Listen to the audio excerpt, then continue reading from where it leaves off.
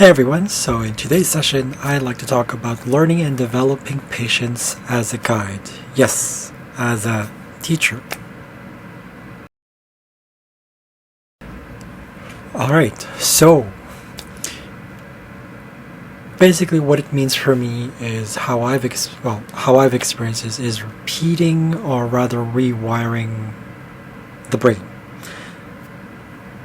How we think. So being patient as a guide, I call it a guide, I don't like the word teacher, is several things.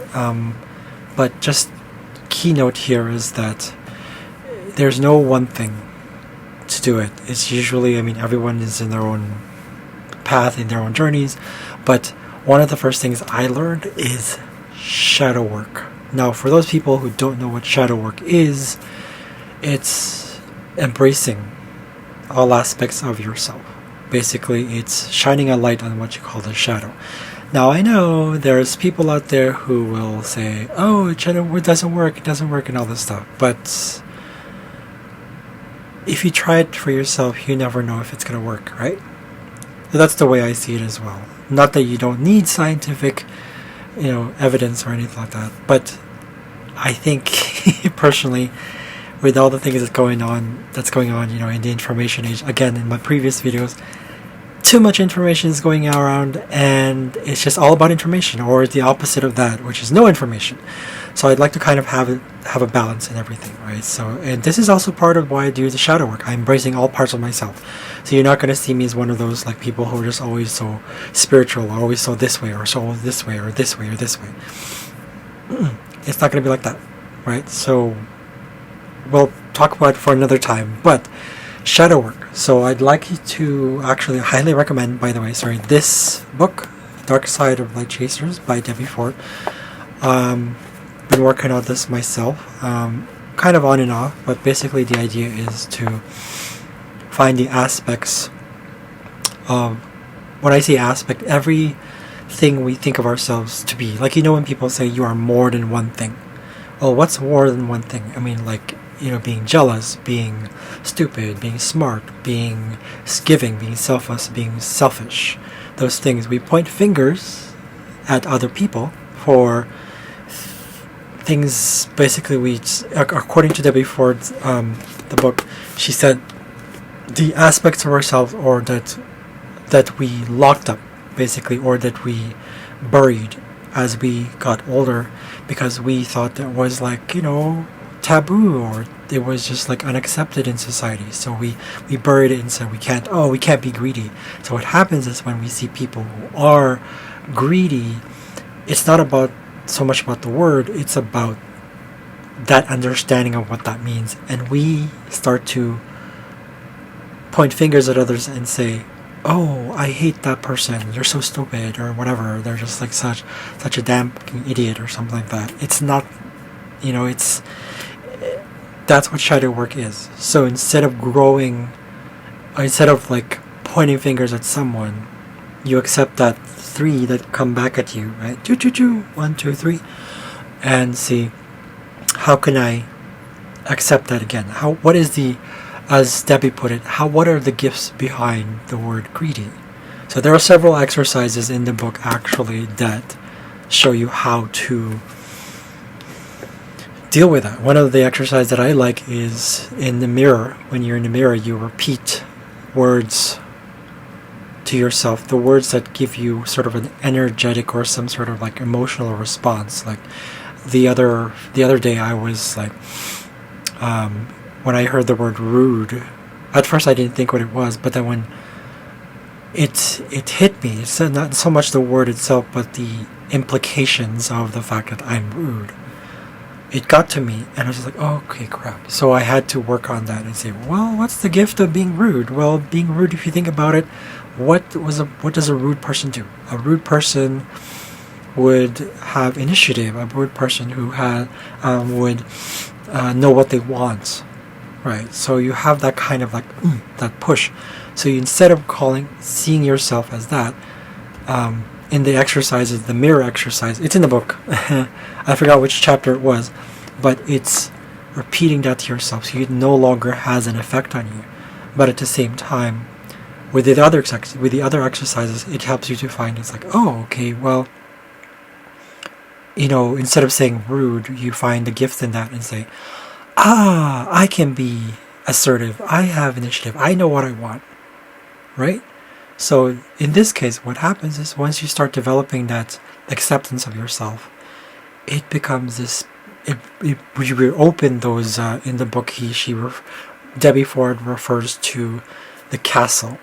We close the doors in the castle, our own castle, and then you start to reopen those doors and welcome that part of yourself. And as a result, you gradually start pointing less into others and start accepting it more into yourself. Because that means, that's what people do nowadays. Or rather, people say that, what was it the same people say? Loving yourself or self-acceptance, all that stuff. That's basically what it is.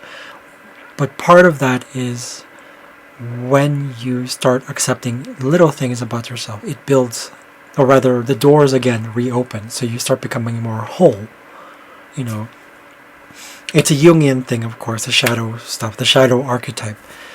But yeah, so it works for me because it's kind of like all about timing. When is it okay to be rude or rather assertive? When is it okay to have anger? This isn't about accepting your dark side and just letting it all run amok. It's about accepting that, hey, I can embrace that part of myself and find the gifts from it. In fact, the word good and bad are such opposites that we forget that they're actually just two sides of the same coin. Death, life, creation, destruction, good, bad, evil, holy, whatever. The point is dark, light, right? The point is embracing that part of yourself, because it's also in the book that she said that, I think it was in the book, that the polar opposites we have as humans, these opposites, are just manifestations of the truth. So basically, well, that's why you always have like ups and downs in life. Or rather, that's why you always have, stop and go. It's like, right? So I don't know how to describe it even more. It's that thing. It's all part of it. So we are here to learn, right? Okay, so that was the first one. That was shadow work. Number 2, one thing that works for me absolutely really well, that helps me even more with meditation and specifically like patience, is the Wim Hof method. Yes, about 1 million people actually do it now, last time I checked. But it's that one method for me, because, again, it teaches presence. And when you're present, you're naturally patient, because you're really, again, in the previous video, you're bringing the attention to the body. So that's what it's been to me. It's like the cold is my teacher, right? Wim Hof says, feeling is understanding. So what he meant by that is physical feeling. Like, I'll give you another example why it works, because if you think about it, those moments when you have not moments, those what do you call them?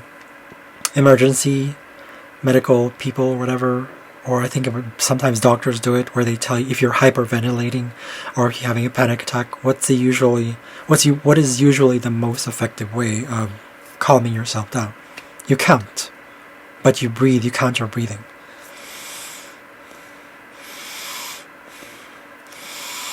Right? You count that out. And so what happens is you become more attentive to the body, your breath, because it's physical.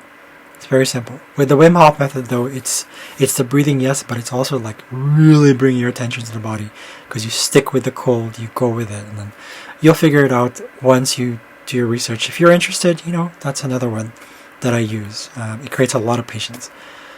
Number 3, surround yourself with patience. So patient people, shows that promote a lot less, what is that I mentioned in the other video, that dopamine high, right? So reducing all that stuff. So I notice I'm actually not looking into the camera. I'm looking at myself here. But yeah, so reducing that dopamine high, so you surround yourself with people who are patient, who are calm, who are there to listen. You kind of like emulate them, right? So surrounding yourself, so it's in your environment. Number 4, okay, if you need to, sometimes this actually works. Cry until you can cry no more, but don't resist the emotions. So, really, again, going back into the body. And when I say cry, I don't mean like dwell in the emotion. I mean like let it out. Just really let it out. Like if you have to scream or something like that, that's good because it's good practice. I heard about other ways of doing it. I think it's called somatic exercises or something. It's just something really like deep breathing. It's very similar to the Wim Hof method. And there's a bunch of other things too, like this ancient form of meditation or breathing technique. I forgot what it's called.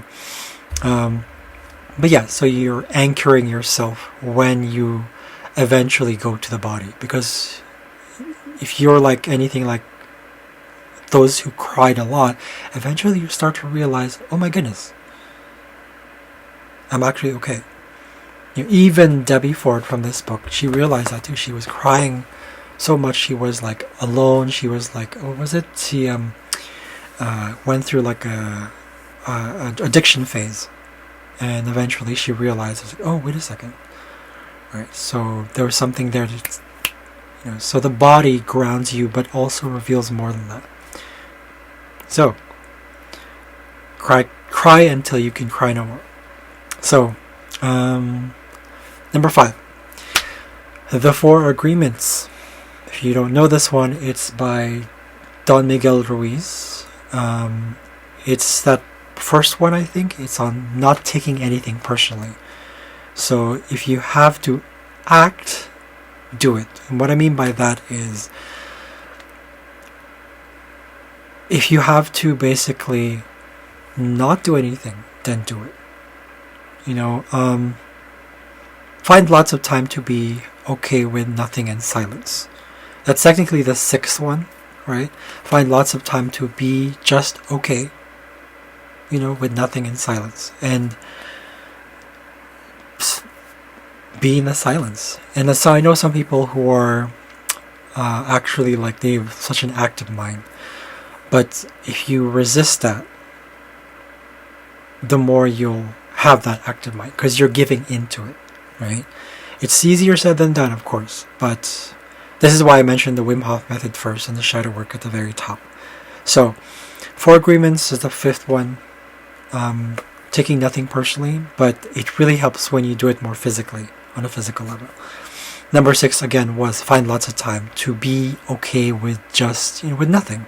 Nothing, silence. The Buddhists, I think many Buddhist monks meditate on what it's like to die, to be at the end of something, or to have nothing. They meditate on it. What would it feel like? What would it physically feel like? Right? So just a little quick note here, though. I took notes for myself. Sometimes change come with age. Sometimes it comes with trauma. It's my experience. Or sometimes it comes naturally. Whatever the case, make the decision now to be okay with it. Like, make it now. In the Law of Attraction, well, The Secret, in the other books by Rhonda Byrne, practicing gratitude is one of the things that will make you be okay with what you have. I guess for me, in my case, it's just I'm speaking more for myself, where I combine it with something physical. I've done meditation before, I've done all that stuff, I've done yoga, I've done qigong. They are physical, but when it came to the cold, it was just like this. Okay, so you never know, but give it a try. Don't knock it till you try it. So, the brain is flexible. It is it's plastic. It's neuroplasticity. So, yeah, so that's it. So, I hope this helps, and I hope to see you guys later. Maybe quite soon. In any case, I hope you enjoyed it. Like and subscribe. If not, totally fine. It's up to you. I hope this helps. I'll see you guys later.